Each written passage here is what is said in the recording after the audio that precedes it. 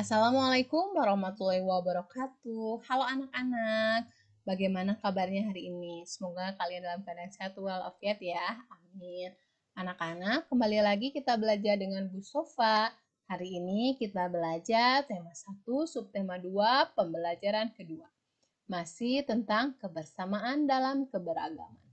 Tetap semangat ya anak-anak ya, walaupun kita harus belajar secara daring atau online. Nah, kita akan membacakan tujuan pembelajaran ya. Tujuan pembelajaran ada 3.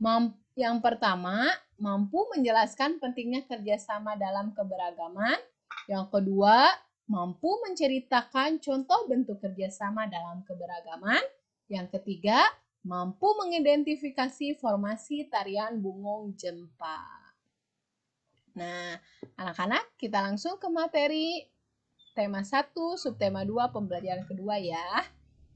Sebelumnya, kita sudah banyak belajar tentang indahnya keberagaman budaya Indonesia. Banyak ya yang sudah kita pelajari, dari mulai keberagaman suku, keberagaman alat musik maksudnya ya, keberagaman agama, keberagaman kebiasaan, dan lain sebagainya.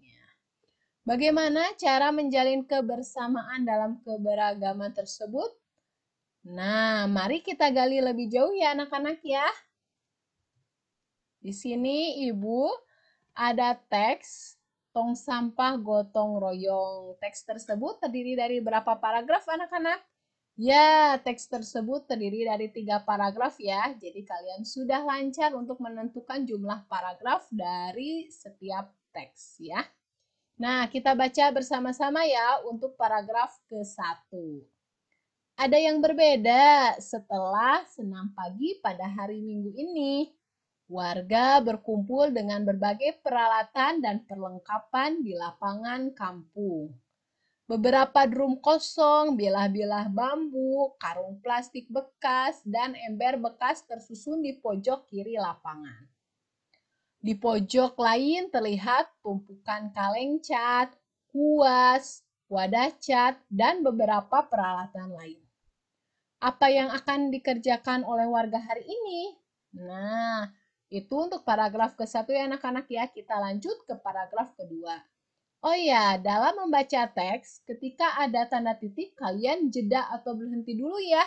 Kira-kira 1-2 detik ya anak-anak ya. Nah, lanjut kita ke paragraf kedua. Pagi hari, Pak Made dan keluarganya harus melakukan ibadah pagi terlebih dahulu di pura.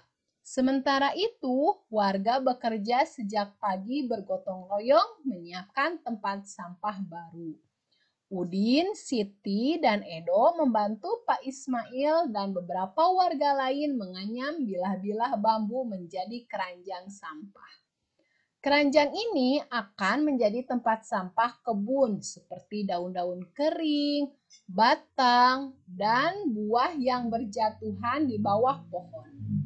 Lani memilih untuk membantu warga yang memoleskan cat dasar putih pada ember dan drum bekas. Ada juga warga yang menambal lubang-lubang di karung-karung plastik bekas agar nantinya bisa dipakai kembali menjadi tempat sampah kering. Ya, itu untuk paragraf kedua ya. Kita lanjut ke paragraf ketiga. Kira-kira pukul 10, Pak Made, Dayu, dan keluarganya sudah kembali dari kegiatan ibadah. Tong-tong sampah baru siap dihiasi Pak Made. Ibu Made dan Dayu berkeliling membuat pola hiasan di tempat-tempat sampah baru. Lani turut membantu Dayu. Setelahnya, warga bergotong royong mengecat dan memperindah hiasan tempat sampah. Sebelum matahari meninggi, sudah ada 12 sampah baru yang dihasilkan warga secara gotong royong. Drum bekas, ember bekas, karung plastik, keranjang anyam sudah berubah menjadi tempat sampah yang cantik. Ya anak-anak ya, di cerita ini, di sekitar rumah Dayu ini ada kegiatan gotong royong. Namun, Dayu dan keluarganya harus melaksanakan ibadah terlebih dahulu di hari Minggu pagi itu. Dan warga sekitarnya mengizinkan untuk keluarga Dayu melaksanakan ibadah dahulu. Nah, setelah selesai melaksanakan ibadah, Dayu dan keluarganya melakukan gotong royong membantu warga sekitar untuk menghias tong tempat sampah. Nah, di sini adanya toleransi ya. Dalam kebersamaan itu jika ingin terciptanya kebersamaan kita itu harus adanya toleransi. Nah, di sini juga adanya kerjasama dalam memecahkan masalah. Masalahnya apa? Yaitu membuat tong sampah.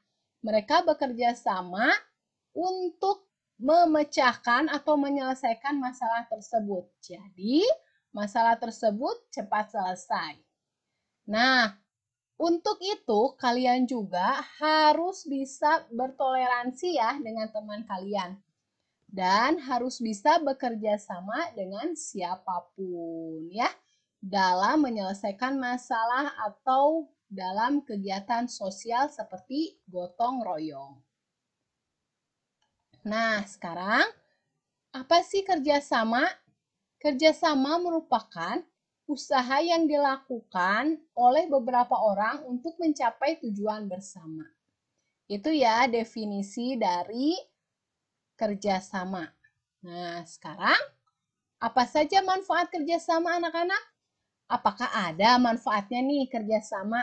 Tentu ada ya. Setiap kegiatan positif itu selalu memiliki manfaatnya. Ada yang bisa menyebutkan anak-anak? Nah, Ibu sebutkan ya beberapa dari manfaat kerjasama. Yaitu terciptanya silaturahmi ya anak-anak ya. Terus terciptanya persatuan dan kesatuan. Dan juga pekerjaan cepat selesai dan terasa ringan. Nah, selain yang Ibu sebutkan, ada lagi yang bisa menyebutkan manfaat dari kerjasama. Nanti boleh ya kalian diskusi apa sih manfaat lain dari kerjasama dan beritahukan ke ibu guru ya anak-anak ya. Nah, selanjutnya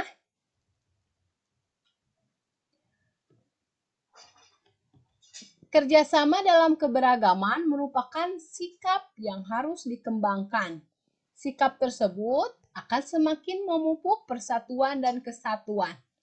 Jika setiap diri kita bekerja sama dengan baik, maka kebersamaan dalam keberagaman akan terus terjaga. Nah, anak-anak pasti di daerah kita itu memiliki keberagaman ya. Nah, kita itu harus bisa bekerja sama dengan baik agar kebersamaan dalam keberagaman itu akan terus terjaga ya, terutama untuk saling toleransi terhadap keperluan masing-masing ya anak-anak ya. Tidak boleh egois dan ingin menang sendiri. Begitupun jika kalian bergaul dengan teman rumah maupun teman di sekolah. Harus adanya kerjasama agar tetap terciptanya kebersamaan. Nah, materi selanjutnya, kamu sudah berlatih gerakan tarian dasar Bungong Jempai anak-anak ya. Nah, sekarang kamu akan berlatih menarikan dengan menggunakan formasi. Ada formasi apa saja sih? Apa sih yang disebut formasi? Ada yang tahu anak-anak? Nah, akan Ibu jelaskan terlebih dahulu ya. Nah, di sini formasi. Nah, anak-anak formasi itu adalah tata letak penari saat melakukan suatu tarian ya anak-anak ya. Apakah formasi ini memiliki manfaat? Tentu saja ada ya anak-anak ya. Siapa yang bisa menyebutkan manfaat dari menggunakan formasi dalam suatu tarian? Nah, Ibu akan sebutkan beberapa ya anak-anak ya.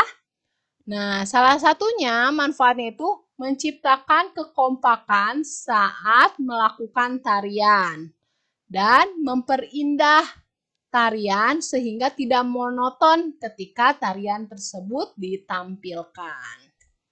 Nah, anak-anak, selanjutnya ada formasi apa saja sih? Nah, yang A ini ada formasi horizontal ya. Gerakannya membentuk garis horizontal. Jadi, para penari ini berjejer ya. Mau dari kanan ke kiri atau dari kiri ke kanan, dia berjejer. Dan selanjutnya ada formasi huruf V. Ini dalam buku kalian itu formasi gerakan B ya anak-anak ya. Nah, pada formasi ini para penari itu membentuk seperti huruf V ya. Ada yang di depan, ada yang di belakang. Jadi membentuk seperti huruf V. Lalu formasi yang ketiga itu adalah formasi huruf O ya anak-anak ya. Nah, dalam buku kalian itu adalah formasi gerakan C. Jadi membentuk lingkaran seperti huruf O ya anak-anak ya, para penarinya. Dan yang terakhir yaitu formasi zigzag atau dalam buku kalian itu formasi gerakan D. Jadi di sini penari. Nah, zigzag ya. Jadi posisinya ada yang di kanan, ada yang di kiri. Nah, beda-beda. Jadi posisi yang ke-1 ini sama dengan yang ketiga. Yang kedua sama dengan yang keempat ya. Nah, itulah formasi tarian Bungong Jempa ya. Jenis-jenisnya itu ada 4. Oke anak-anak, sekian pembelajaran hari ini. Jika nanti ada yang mau ditanyakan, boleh tanyakan langsung kepada wali kelas kalian ya. Assalamualaikum.